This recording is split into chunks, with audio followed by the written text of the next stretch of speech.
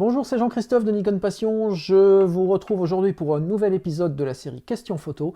Et je réponds à une question qui revient très souvent actuellement. Faut-il plutôt partir sur un modèle Nikon DX Pro comme le tout nouveau D500 ou bien choisir un plein format comme le Nikon D750? Alors, je vous rappelle que vous pouvez continuer à m'envoyer toutes vos questions à l'adresse nikonpassion.com/questions. Je sélectionne les plus pertinentes et puis j'y réponds au travers d'une vidéo comme celle-ci. J'ai reçu, depuis l'annonce du nouveau Nikon D500 dans la gamme DX, j'ai reçu des tonnes de questions et vous êtes assez nombreux à me dire j'ai déjà un boîtier DX, j'ai un parc d'optique, je pensais passer au plein format avec le D750 qui est aujourd'hui le boîtier le plus en vue dans la gamme Nikon. Et puis là, ce D500, il a changé la donne, je ne sais plus quoi faire, je suis paumé, donc donne-moi quelques conseils. Alors, bien sûr, en préambule, je vous dirais qu'il n'y a pas un choix unique, et je ne vais certainement pas vous dire il faut acheter le D500 ou il faut acheter le D750. La réponse que je fais couramment, c'est que ça dépend. Ça dépend des besoins que vous avez, ça dépend de ce que vous avez déjà comme matériel ou pas, et ça dépend de vos envies. Mais j'ai quand même essayé de sortir quelques critères différenciateurs pour vous aider à voir si il vaut mieux partir sur le D500 ou sur le D750.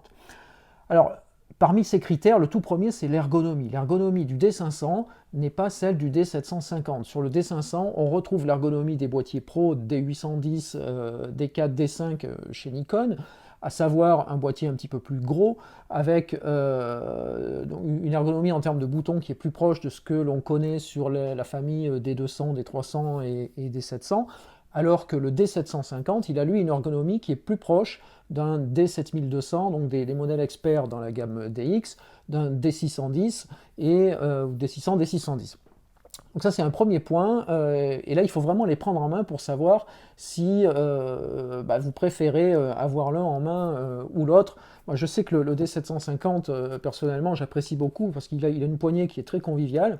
Le D500, je ne l'ai pas eu dans les mains encore, donc il serait un petit peu délicat de vous donner des conseils, mais regardez bien ce qu'il en est. Il y a également le viseur qui change. Sur le D750, on a ici un viseur qui est rectangulaire, alors qu'on a le bon gros vieux viseur rond, œilleton rond plutôt, des gammes Pro sur le D500. Ensuite, probablement que le critère principal de choix entre les deux boîtiers, c'est le coefficient multiplicateur du capteur. Je ne vais pas rentrer dans les problématiques qu'on a traitées ces temps-ci de focale, de coef de conversion et ainsi de suite, mais le D500 c'est un capteur DX, le D750 c'est un capteur FX. Alors, le coefficient multiplicateur, vous savez probablement qu'on applique un coef de fois 1,5 entre le DX et le FX pour retrouver ce que j'appelle, alors c'est un terme un petit peu impropre, mais ce que j'appelle la focale équivalente. 50 mm, un objectif de 50 mm c'est toujours un 50 mm, monté sur un boîtier DX, il cadre comme un 75 mm, sur un plein format, il cadre vraiment comme un 50 mm. Ça veut dire que si vous êtes adepte des longues focales, des téléobjectifs, eh bien, il vaudra mieux aller vers le D500 qui est un capteur DX parce que vous allez bénéficier du ratio x1,5. Alors, par exemple, tous les photographes qui font de l'animalier, qui aiment bien la photo d'oiseaux, ou tous les sujets qui sont un peu lointains, où vous avez besoin d'un 70-200, d'un 300 mm, d'un 400 mm, d'un 600 mm, eh bien, si vous optez pour le D500 et son capteur DX, vous bénéficierez du ratio x1,5 sur la focale, donc votre 300 mm deviendra un équivalent 450 mm. Alors que si vous partez sur le D750 qui est un plein format, eh bien le 300 mm, ça restera un 300 mm. Donc ça c'est vraiment un critère, d'autant plus que dans la gamme DX, chez Nikon particulièrement, il n'y a pas de téléobjectif. Les téléobjectifs, ils sont tous au format FX.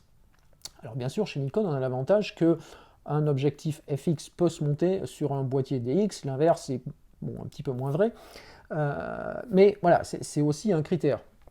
Ensuite, retenez également que les optiques DX sont généralement moins onéreuses que les optiques pour le plein format. Elles sont un peu moins lourdes, un peu moins encombrantes également, donc ça peut être un critère aussi qui va venir compenser le prix du boîtier, puisque, j'en parlerai en conclusion, le D500 reste aujourd'hui plus onéreux que le D750, et ça c'est encore un autre critère.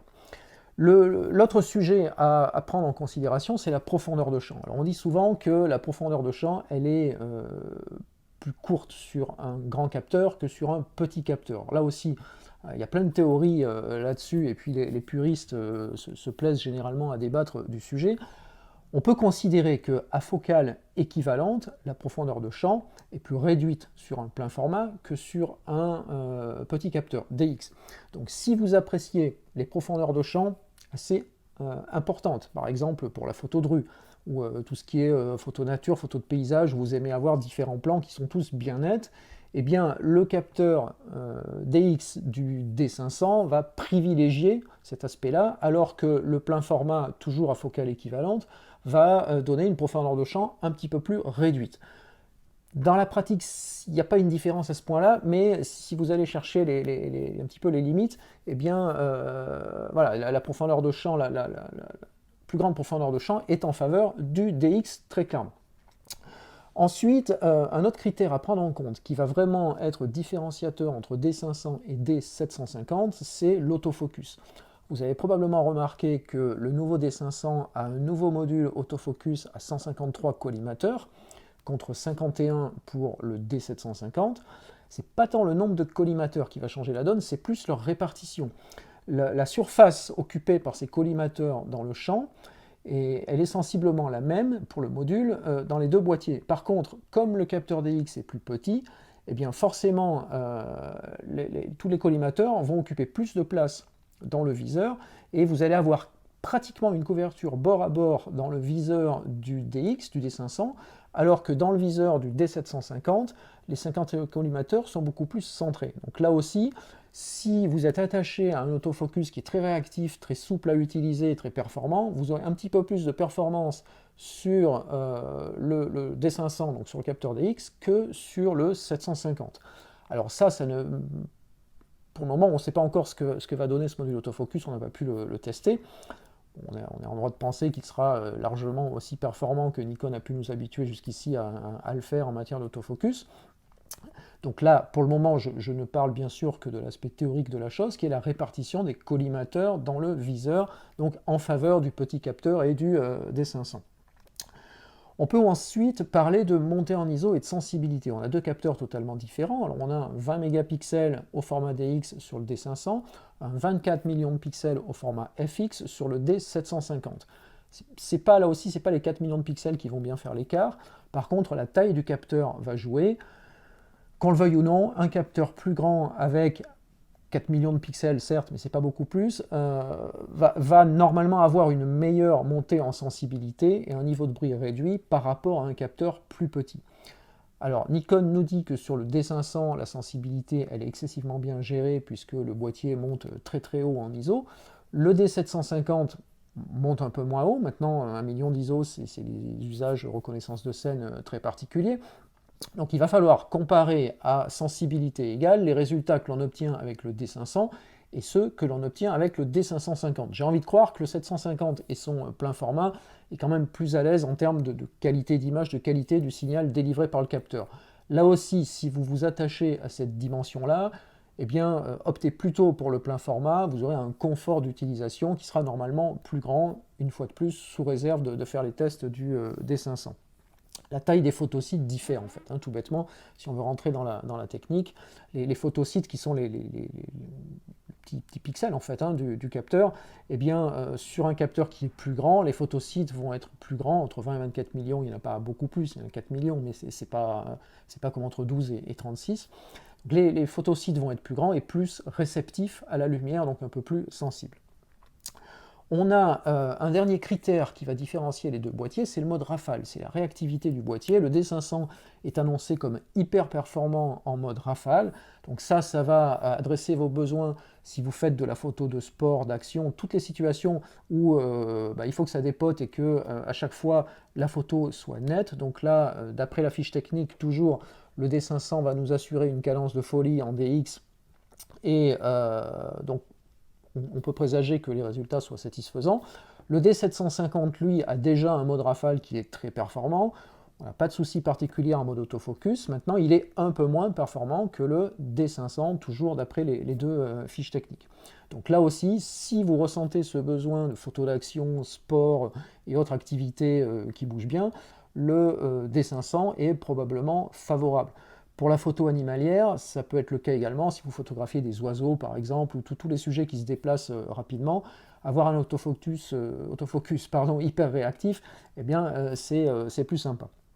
Alors, en conclusion, je dirais que, comme j'ai dit en introduction, je ne vais pas vous dire qu'il faut acheter l'un ou il faut acheter l'autre. Il faut vraiment analyser vos besoins et puis essayer de prendre en compte les critères que je vous ai donnés et regarder ce que ça donne. On peut dire que le D500, donc capteur DX, c'est vraiment le boîtier qui est dédié à l'action, réactivité, dynamisme, mode rafale, étalement des collimateurs dans le viseur. Donc là, on a vraiment un boîtier hyper performant pour toutes ces photos-là, avec un tarif pro, avec une ergonomie pro, et qui va demander probablement des optiques haut niveau également, sans que, une fois de plus, je ne puisse vous le dire aujourd'hui avant d'avoir testé quoi que ce soit.